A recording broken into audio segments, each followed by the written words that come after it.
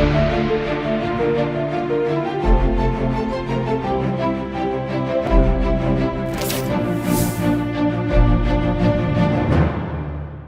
सी news Bharat में आप सभी का स्वागत है। इस वक्त में आपके साथ ऋचा सिंह। वक्त हो चुका है यूपी बुलेटिन का, तो चलिए शुरुआत करते हैं यूपी बुलेटिन की कुछ खास खबरों से।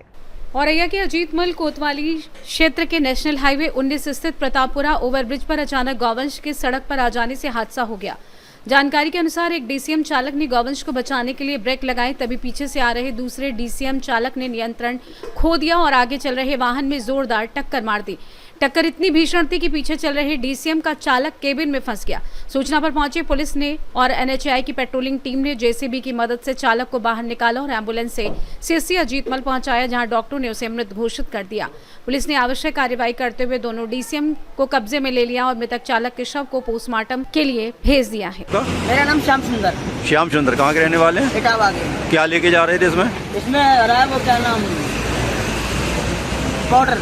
पाउडर। हाँ, टायर का। टायर पाउडर कानपुर से लेके जा रहे इटावा? कानपुर से लेके जा रहे हैं ग्वालियर। अच्छा, ग्वालियर। तो आपने क्या यहाँ पे कैसे एकदम ब्रेक लिए, क्या हुआ? यहाँ पे हुआ था भाई साहब की गाय टमाटर में कूदी जी, तो मैंने हल्का से डाउन लिया तो भागी, तुरंत भागी तो हमने डाउन लेके फिर एकदम तो गाड़ी भगा नहीं देंगे। अच्छा, चला रहे थे 40-35 रुपए और ये पता नहीं कितनी धाम की गाड़ी मारा। तब तक पीछे से इसने मार दिया आपको? तब तक इसने मार दिया। और यहाँ से सीनियर संवाददाता राजेश मिश्रा की रिपोर्ट। बदायूं की कचला स्थित मां भागीरथी गंगा घाट से गंगा जल लेकर लौट रहे शिव भक्तों के जयकारों से बदायूं की सड़कें गूंज उठी। बरेली के इचौरिया गांव से शिव भक्तों का जत्था बुधवार को कचला गंगा घाट से गंगा जल लेने के लिए रवाना हुआ था, जो शुक्रवार को कांवड़ लेकर बदायूं पहुंचा। श्रद्धालुओं ने बताया कि वे सोमवार को गोपाल सिद्ध मंदिर में भगवान शिव का विधि विधान से जलाभिषेक करेंगे। यात्रा के दौरान पैरों में छाले पड़ने के बावजूद कांवड़ियों का उत्साह कम नहीं हुआ और वे रास्ते भर हर हर महादेव तथा बम बम बोले के जय घोष करते हुए आगे बढ़ते रहे। शिव भक्तों की इस यात्रा से पूरा मार्ग भक्ति में नजर आया। जत्थे में अंकित, महेश, सोनू, प्रशांत, पुष्पेंद्र, अरविंद बाबू, अरविंद, भोले, दीपक और राकेश सहित अन्य शिव भक्त शामिल रहे।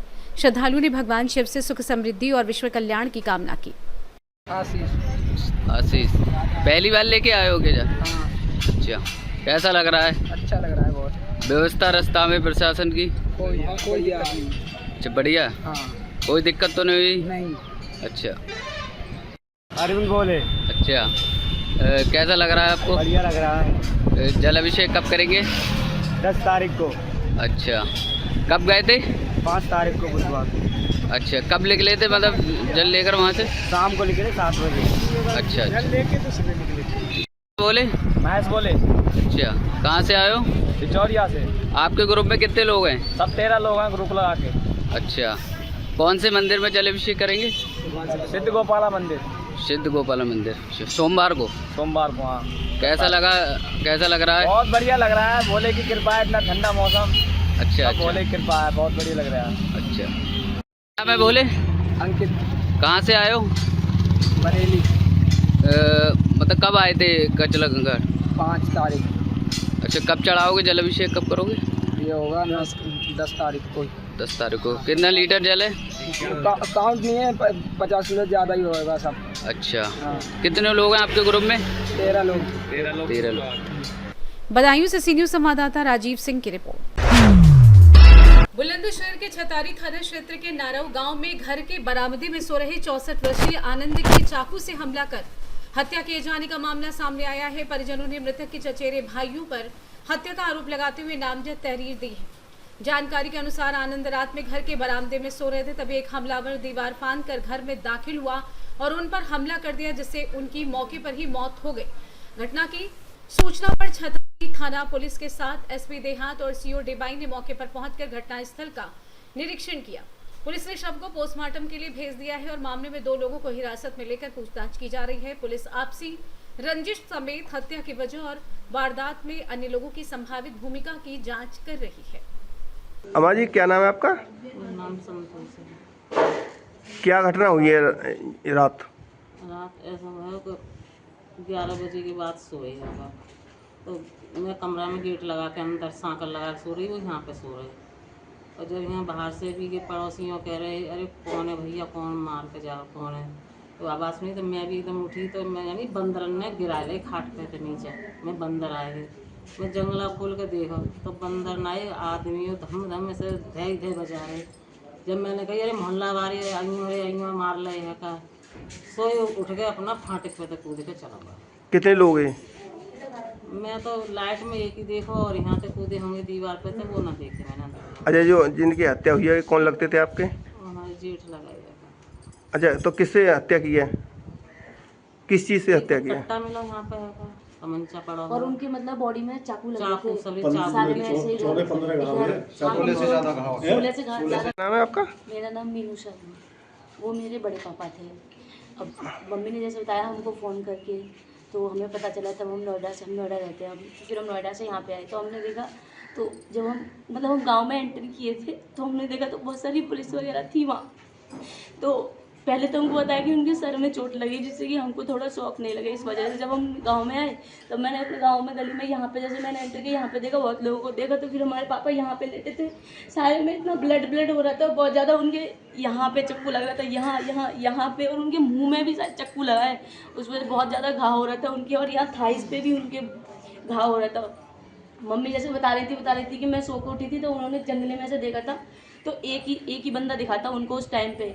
तो उन्होंने देखा था हमारे गेट पे चढ़ के, और एक मतलब जो मेरे पापा के जो सगे चाचा हैं उनका बेटा था, सबसे छोटा वाला। वैसे तो बल्लू बोलते हैं उसको, वैसे उसका नाम रियल नेम अभिषेक है वो। और हमारे यहीं पे गाड़ी थी, तो जैसे ही वो यहाँ से निकला तुरंत यहाँ पे एक और हमारे यहाँ सामने एक और रहते हैं अंकल, तो फिर उन्होंने भी देखा। तो फिर यहाँ पे मतलब इतनी स्पीड से यहाँ से तुरंत कूदते, इतनी स्पीड से वो गाड़ी में घुसा और गाड़ी लेकर वो तुरंत यहाँ से निकल गया। मतलब गाड़ी भी काफ़ी स्पीड पे थी, ऐसे लेके गया। हत्या करने का कुछ कारण पता पड़ा है कि जब आपके चाचा का लड़का है तो किस कारण हत्या की है? नहीं, मतलब हत्या करने का अभी तो कोई कारण नहीं था। मतलब काफ़ी टाइम पहले हमारी वैसे कुछ लड़ाई वगैरह होती थी उनसे, मतलब हमारी क्या वही हम पे केस वगैरह ऐसे कुछ लगा दिए थे उन्होंने, लेकिन वो तो काफ़ी टाइम पहले बंद हो चुके। अब ना कोई लड़ाई थी ना कुछ भी था, यदि दूर तक भी कोई ऐसा नहीं है कि मतलब कुछ है नहीं है, कुछ भी नहीं था। अब कुछ होता तो हमारे पापा भी हमको बताते कि ऐसे कुछ लड़ाई वगैरह चल रही है, नहीं कुछ भी नहीं था, बस नॉर्मली आके। अच्छा, पुलिस ने सबको पोस्टमार्टम के लिए भेज दिया है? हाँ, पुलिस आई थी, पुलिस ने सारी चेकिंग वगैरह की थी, और जो भी उनको प्रूफ वगैरह वो आप लोगों ने थाने में तहरीर दे दी? हाँ, थाने में भी ले गए। हाँ, उधर भी कंप्लेन वगैरह सब कुछ हो गई, और पापा को भी पोस्टमार्टम के लिए ले गए हैं। कल देर रात थाना चदारी पुलिस को सूचना प्राप्त हुई थी कि एक व्यक्ति आनंद स्वरूप पुत्र तोताराम, जिनकी उम्र लगभग 64 वर्ष है और ग्राम नारो के निवासी हैं, इनकी हत्या हुई है। इस सूचना पर तत्काल थाना पुलिस मौके पर पहुंची थी। मौके पर पहुंचते ही शव को अपने कब्जे में लिया गया था और पंचायतनामा भरकर पोस्टमार्टम के लिए भेजा गया था।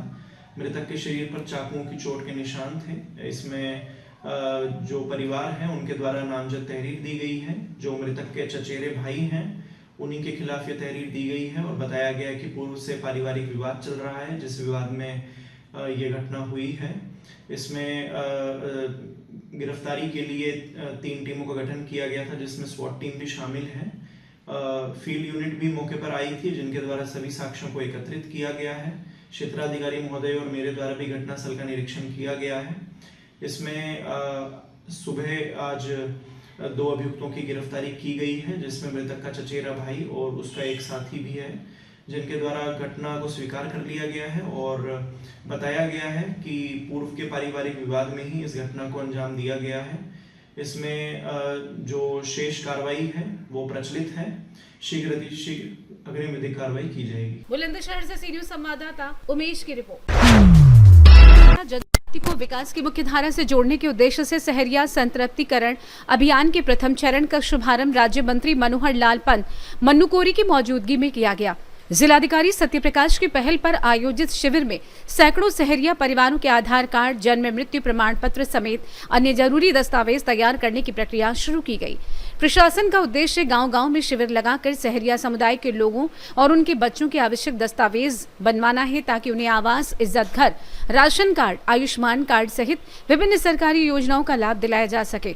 शिविर में विभिन्न विभागों के अधिकारियों ने मौके पर ही लोगों की समस्याएं सुनी और उनके त्वरित निस्तारण के निर्देश दिए। राशन कार्ड बनवाने की मांग को लेकर पहुंची महिलाओं की शिकायत पर भी जिलाधिकारी ने संबंधित अधिकारियों को तत्काल कार्रवाई के निर्देश दिए।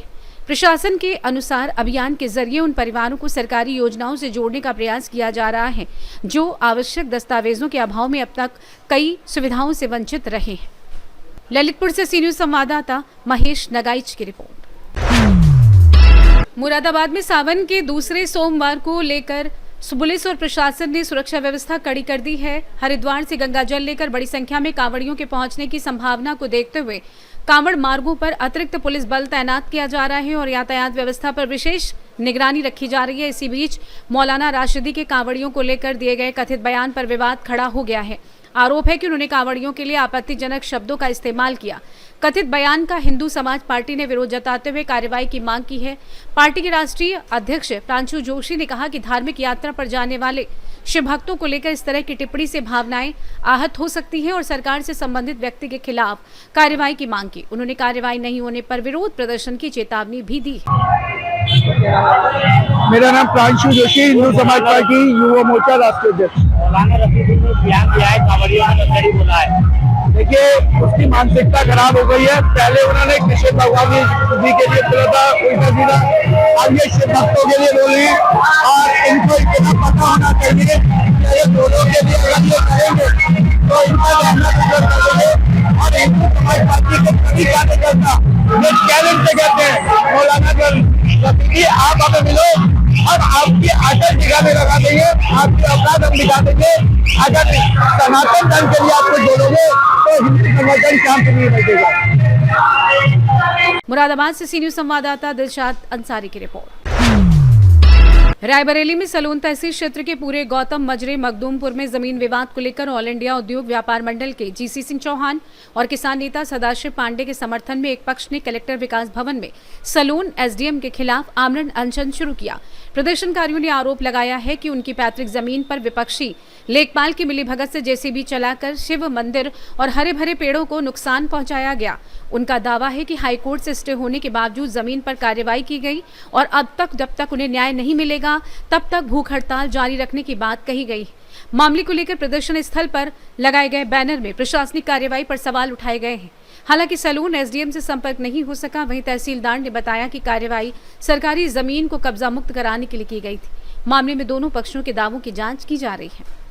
मैं सदाशिव पांडे, जिला अध्यक्ष किसान कल्याण एसोसिएशन रायबरेली। आप लोग आज धरने पर क्यों बैठे हैं? आज ऑल इंडिया उद्योग व्यापार मंडल चौहान गुट के प्रदेश अध्यक्ष श्री जीसी चौहान जी ये अपने गांव की कुछ समस्याओं को लेकर के यहाँ आमरण अनशन एवं धरने पर विकास भवन में बैठे हुए हैं। हमारा संगठन किसान कल्याण एसोसिएशन राजनीतिक भैया के आंदोलन को समर्थन दे रहा है। इसकी वजह से हम लोग भी इसमें संयुक्त रूप से भागीदारी कर रहे हैं। इनको ताकत देने के लिए, चौहान साहब को, व्यापारियों को ताकत देने के लिए किसान संगठन व्यापार संगठन के साथ में धरना दे रहा है। इस प्रकार की समस्याएं हैं, बहुत छोटी छोटी समस्याएं हैं। भैया का गांव है मखदूमपुर, विकासखंड क्षेत्र तहसील सलोन में। वहाँ तालाब चारागाह की भूमि पर भूमाफियाओं ने अवैध कब्जा कर रखा है, जिसको तो प्रशासन ने खाली नहीं कराया। इनके पूर्वजों द्वारा बनाया गया भगवान शिव का एक चबूतरा था, जिसको क्षेत्रीय लेखपाल के द्वारा कहा जा रहा है कि ये तालाब भूमि में है।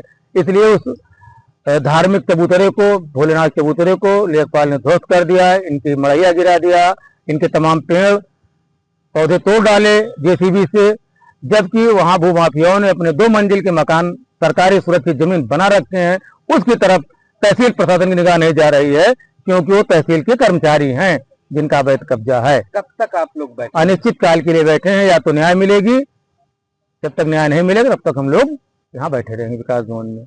GC Singh Chauhan, all India Udyog Vyapar मंडल प्रदेश अध्यक्ष। आज आप लोग धरने पर क्यों बैठे हैं?